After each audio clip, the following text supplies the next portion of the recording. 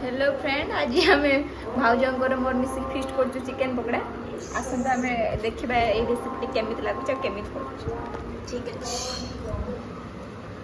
आमर आज blog start होईची Rupali ठारू आज बस खाली हाथ लगे दे धोईदबा चिकेन टाको चिकेन काटिले धोई पुणी थे आम धुआ है धोईक रखी फ्रिज रे सका करी अल्प अल्प फ्रिज रखी धोई पुणी टे धोईदबा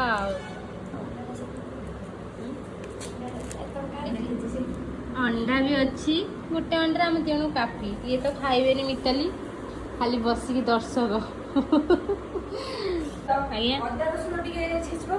हाँ स्वाद अनुसार लुण पकानी बास बास बास खाओ कौन एटा गरम मसला आमर पड़ब कौन पड़ब हलदी पड़ला हलदिया लगे ये गोला है गोली चल मुझे मोर टेस्ट बनई दे इबे आमर पड़ला अदा रसुण पेस्ट लंका गुंड पड़ी सारी समस्त जान ना देखी काम हाँ गोला अंडा पका अंडा अंडा फटा अंडा रूम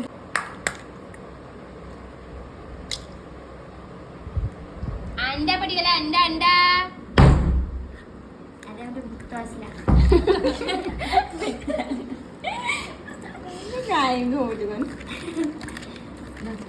धोते जाओ नो एक्चुअली चिकेन बासना आउ टे लुण पकई देता अल्प टे पकई है ए धोते जाओ ए देख हाथ हाथ पाको देखो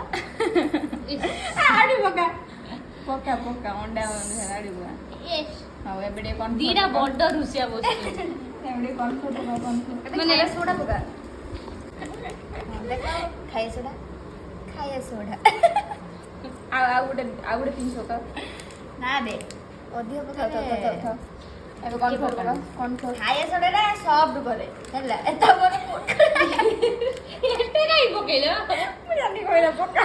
अरे मुकर टिके पकेबो खाली छाजूर के पकानी में चाहिए टिके पकांदी जो पिठा रे तमे एइथे दी लो ए जे कॉर्नफ्लोर पका हैं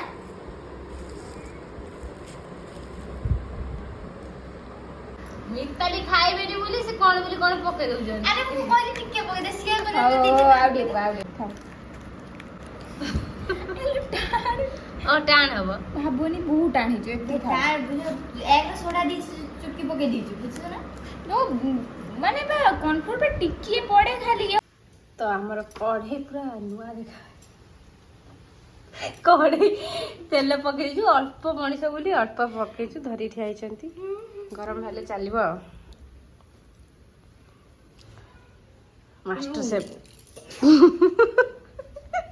गरम है कि ना गल्ला तो हम बिस्कुट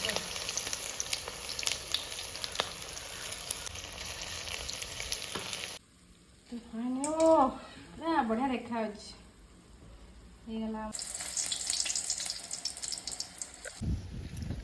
हमारा रेडी है गला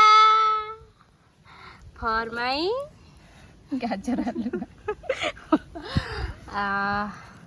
सजे दियो टिके गोटे फोटो उठेदा केते सहज बनेइबा केते सहज पकड़ा बनी गला 2-4 मिनिट रे वाओ एटा था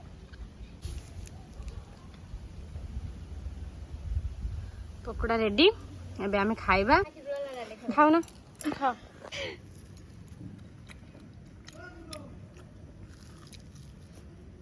नरम हो जाई टेस्टी